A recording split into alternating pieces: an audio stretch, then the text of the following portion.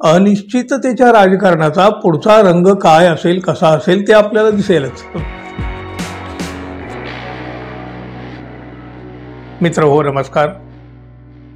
महाराष्ट्राचं राजकारण हे अलीकडं सतत अनिश्चिततेच्या वादळात हेलकावे खात असतं बघा। अहो, जे कधी घडणारच नाही असं जे काही वाटतं ना, तर नेमकं तेच घडून जातं। कोणी कधी कल्पनाही केलेल्या नसतात, पण आपल्या राजकारणात हमखास तेच घडताना आपल्याला दिसतं। कायम बघा, परस्पराच्या विरोधी असलेले पक्ष एकत्र येतील आणि महाविकास आघाडीचं सरकार बनेल असं कोणालाही वाटलेलं नव्हतं। महाविकास आघाडीचं सरकार भाजपा या पद्धतीनं पाडेल त्याचा विचार तरी कुठे कुणी केला होता? आता महायुतीचं मजबूत सरकार सत्तेत आहे बघा। या सरकारला 5 वर्ष कसलाही धोका होऊ शकत नाही हे तर अगदी स्पष्ट आहे। पण आता महायुतीचं हे सरकार सुद्धा अचानक कोसळू शकतो अशा प्रकारच्या चर्चा होऊ लागलेल्या आहेत बघा। जेव्हा काही चर्चा होतात ना, तर त्या उगीच होत नाहीत, कुठेतरी काहीतरी त्याचं बीज पडलेलं असतं। आता या चर्चेमागं काय गणित आहे हे समजत नाही, पण आपल्या राजकारणात अमुक एक गोष्ट घडणारच नाही असं मात्र अजिबात सांगता येत नाही।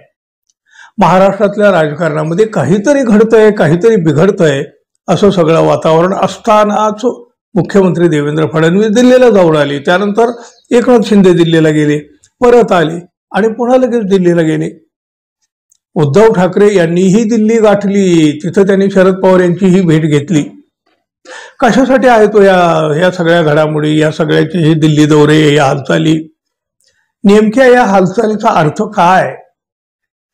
या सगळ्या पार्श्वभूमीवर महायुतीचं सरकार पडणार अशा चर्चा सुरू झालेल्या आहेत।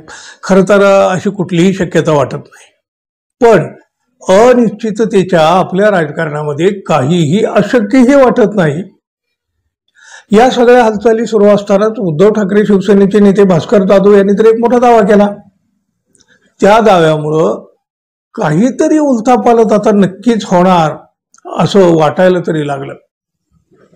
मी लवकरच मंत्री होणार आहे असं या भास्कर जाधव यांनी म्हटलं। आता हे कसं? त्यामुळं संभ्रम असा निर्माण झाला की महायुतीचं सरकार पडणार की भास्कर जाधव हेच उद्धव ठाकरे यांना सोडून महायुतीकडे जाणार।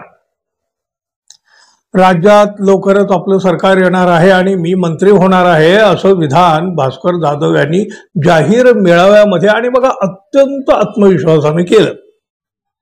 आणि मग पुढे ते असंही म्हणाले की मंत्री नाही झालो तर मग हिवाळी अधिवेशनात आपणच विरोधी पक्षनेता असणार आहोत।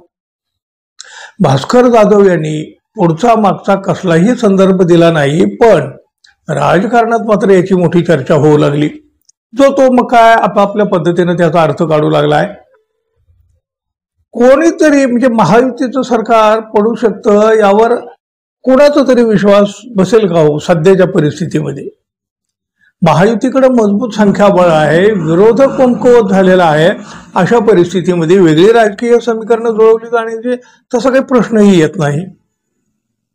पण तरी महायुती सरकार पडण्याची ही चर्चा आणि त्यात भास्कर जाधव यांनी केलेला हा दावा आणि त्यात गेल्या काही दिवसापासून भाजपा आणि उद्धव ठाकरे सेनेत वाढत असलेली जवळीक, सुप्रीम कोर्टाचा येऊ घातलेला निकाल, कुछ भी हो सकता है। राजकारणात काहीतरी उलथापालथ होऊ शकते याचेच हे संकेत मानले जात आहेत।